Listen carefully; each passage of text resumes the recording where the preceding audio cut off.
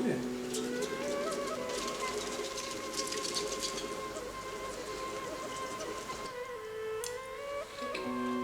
Ой, как хорошо.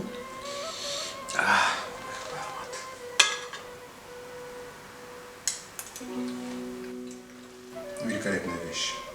Шалом алейхем. Здравствуйте. Сегодня готовим еще два плова в мешочке. Два уникальных и древних шедевра бухарской еврейской кухни. Bakhshi, haltagi и Сирканиз.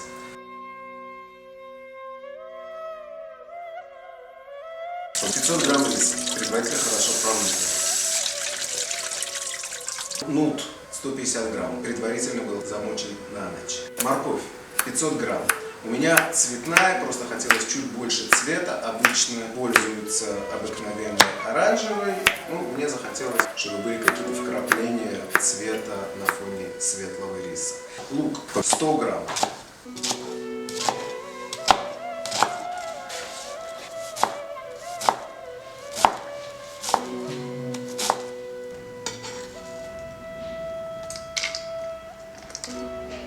Бараний жир, курдюк. Сирканиз, бахш, 100 грамм. Зелень, кинза, 3 пучка. Нарезается очень мелко.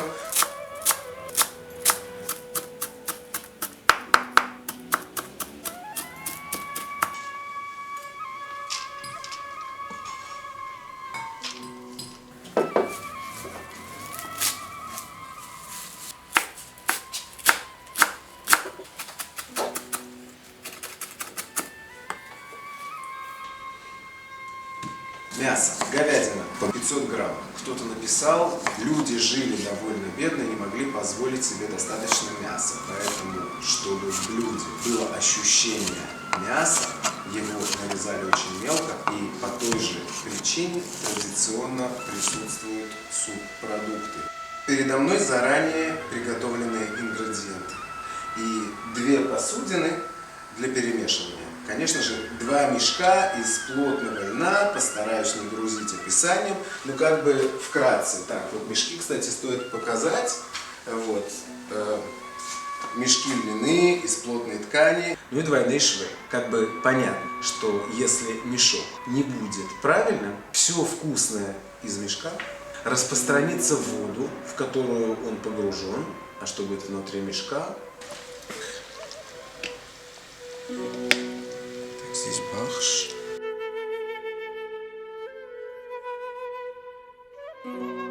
Это сирканиз.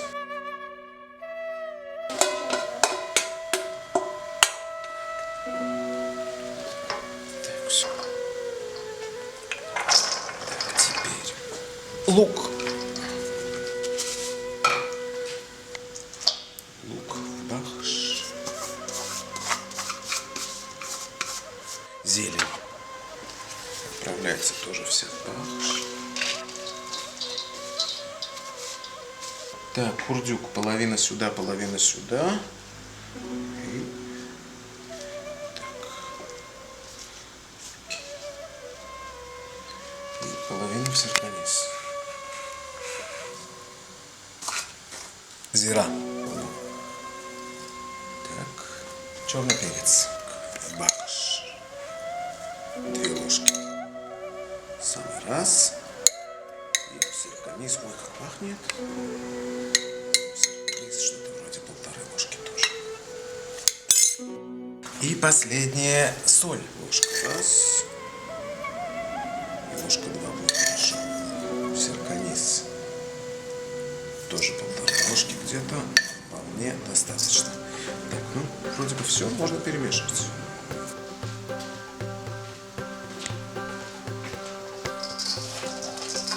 Перемешиваю все очень тщательно, потому что я очень хочу, чтобы было все равномерно распределено. Все продукты как пахнет перцем. Так что ли, как тартар покушать? Нет. Рис мы покушать не будем. Нехорошо. Забыл. Грамм 100 масла. Где-то вот так. Миллилитров, грамм. Боже мой. Идите, посчитайте это правильно. Так. Все. Так. И сюда тоже. в бахш тоже добавляется то же самое.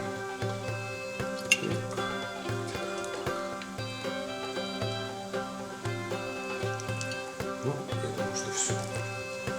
Теперь размешать. Мешаю очень аккуратно, хотя мне очень важно распределить все продукты равномерно, чтобы не было каких-то комков мяса или комков еще чего-то.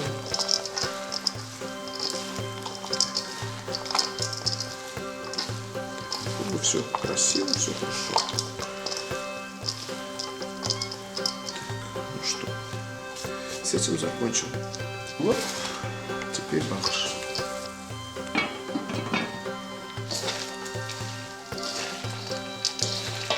Здесь как пахнет. Признаюсь, сюда положил чуть больше черного перца.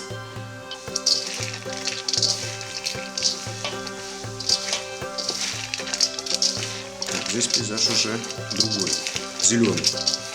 Ну, как, собственно, и предполагалось. Зеленый плов, он зеленый плов и есть.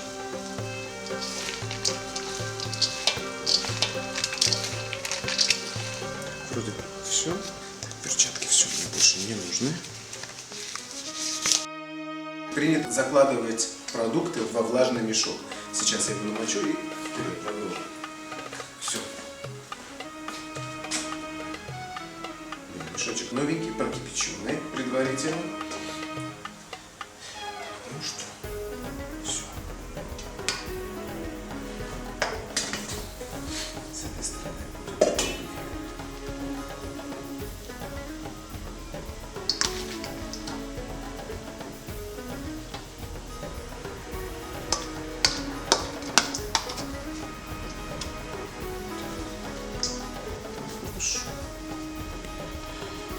Мешочек. Распределяем по мешку равномерно относительно, чтобы было все. Так, теперь здесь у нас все заканчивается.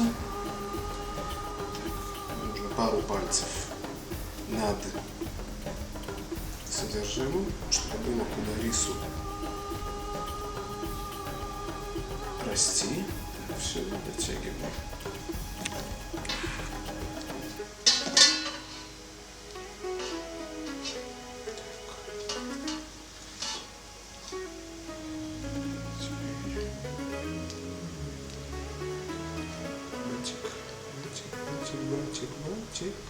Один мешочек готов. Все, и ждет своего звездного часа. Пускать их будем вместе. Теперь следующий мешочек.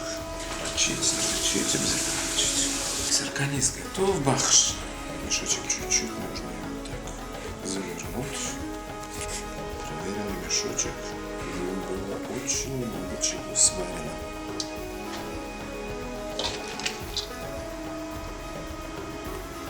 Перчик. Сейчас я его чувствую.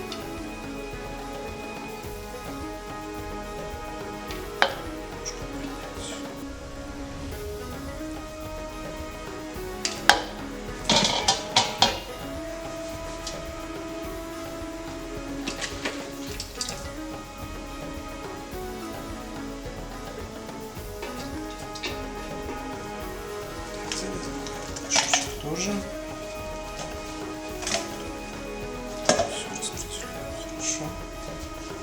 Здесь пару пальцев. Так, веревочка с мешочком.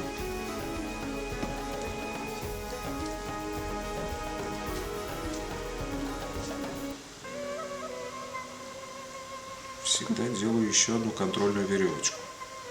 Вот, береженого Бог бережет. Все, бантик. И здесь тоже такая же контрольная. Так, ну все. Два мешочка готовы. Вот она, моя красота. Сейчас мою руки и переходим. Так, вода кипит здесь и здесь. Сейчас. Да, здесь кипит лучше. Но это уже горячая вода в любом случае. Сейчас сюда погружаются тарелки. Дабы что ни случилось, что-то не пригорело. Раз тарелочка. Упс. И два тарелочка.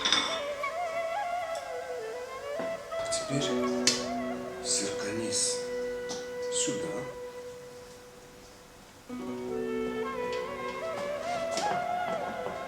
Ух ты, как красиво. Булькает. И тут булькает.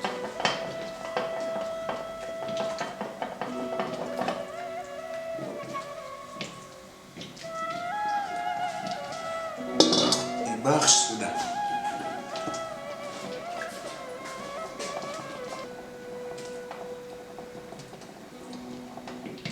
Вода кипит в обоих казанах, я их накрываю крышками, на самом деле я их перевожу на другие конфорки, чуть-чуть понижнее, чем сейчас. Бурное очень кипение мне не нужно, оно должно быть чуть-чуть умеренным. И забываю на 1,5 часа. Через 1,5 часа я переверну эти мешки на другую сторону, еще 1,5 часа, а потом случится чудо. Все. Так, до свидания. И это все. И выходим. Сюда. Раз.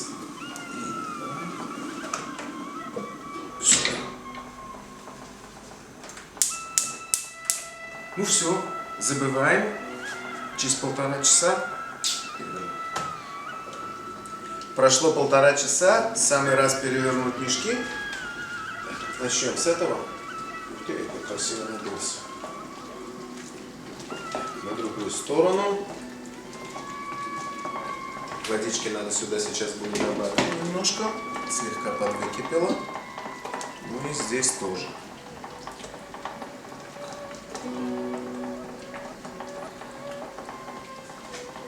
Водичка вскипела только что.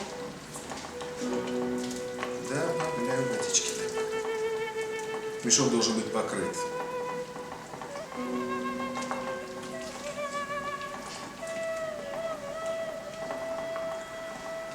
Все, достаточно. Так, сюда немного тоже.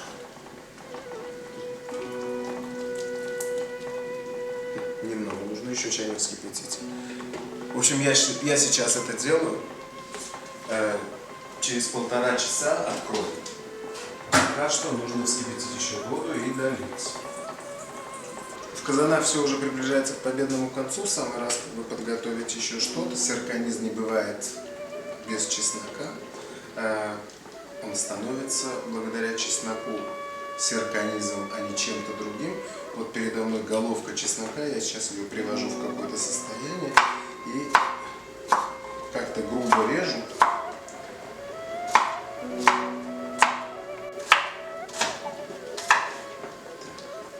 Здесь все. Ну а теперь вот этот вот инструмент.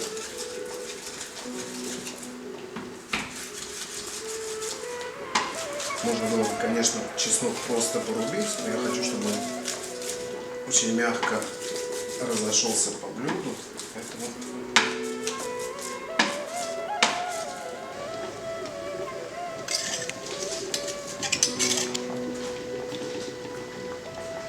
здесь процесс закончен. Сирканиз переправляется сюда. Бахш еще немножечко подождет.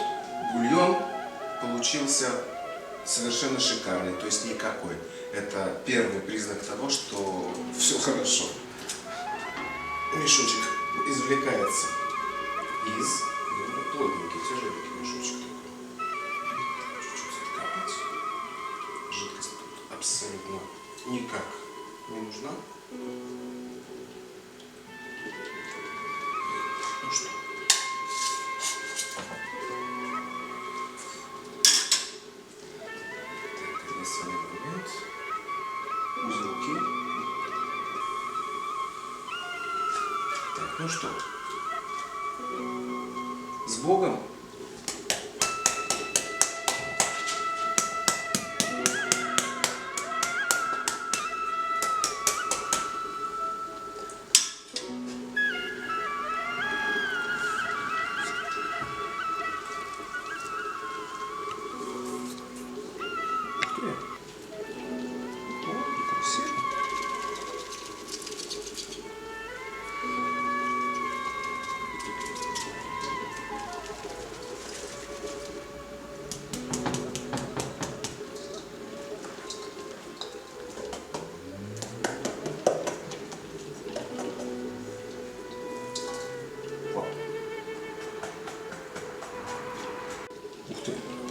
получилось очень даже, я бы сказал, рассыпчатое все и красиво.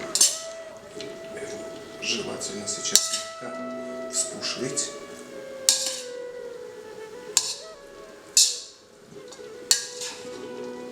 Чуть-чуть есть какие-то комочки, но они очень быстро разбиваются. Теперь я это сейчас закрываю крышкой. Так, бахш можно тоже выключить. Бахш я выключил только что. Крышка вот эта вот мне понадобится. Я хочу ее накрыть. Пусть он еще постоит так. И сейчас самое интересное. Я беру сковороду.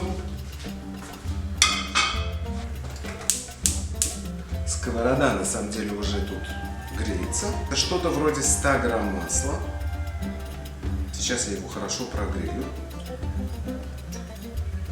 Так, масло разогрето, оно греется уже минут как 7. Сейчас чеснок отправляется сюда буквально на секундочку. И моя цель его не жарить. Я только чуть-чуть ароматизирую масло, пассерую. Все. Все готово. И сейчас вот вся вот эта красота отправляется в сирканиз. Очень быстро все масло, все идет сюда. А теперь все содержимое перемешивается еще раз. Теперь это уже будет скоро сирканиз, потому что сейчас он объединится с чесноком. То есть что это делает этот плов с сирканизом? Чеснок, прежде всего, ничего другого. Чеснок и чесночный дух, который пронизывает все блюдо, это то самое, что мы хотим видеть. Так, а теперь это можно оставить снова под крышкой, пусть это немного запарится. Это уходит отсюда. Ждать. Опа! Звездного часа. Ну а теперь переходим к бахшу. Так, что нужно для бахша? А бахш мы будем выкладывать на блюдо. Бахш нам не нужно ничем заправлять, ничего не нужно. Все уже готово. И случилось чудо. Так. Узелки. Узелок номер 1. Я хорошо постарался.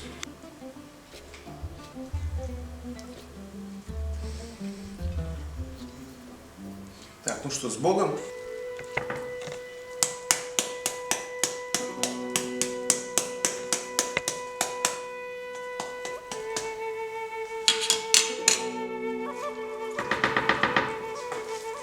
Ух ты.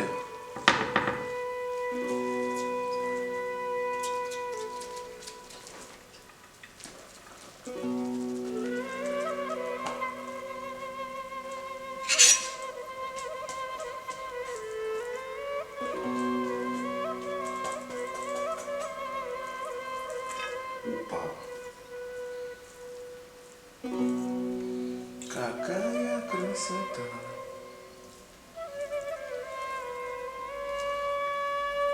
Рис рассыпчатый, красивый, пахнет изумительно. Чуть-чуть распушить.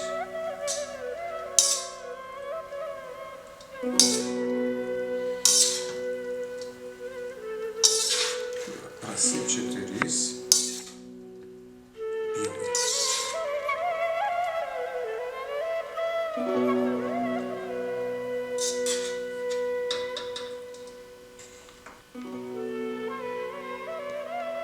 Сегодня было два плова, бахш и сирканиз. Оба в мешке, в халта. На мой взгляд, получились великолепно. Супер рассыпчатый. Кто-то сказал, что это не получается рассыпчатый в мешке. Вот, пожалуйста, результат. Мана синья результат. Ну, самое время поесть сейчас. Я желаю всем здоровья, сил, радости, счастья и вот много всего разного вкусного и, конечно, приятного аппетита.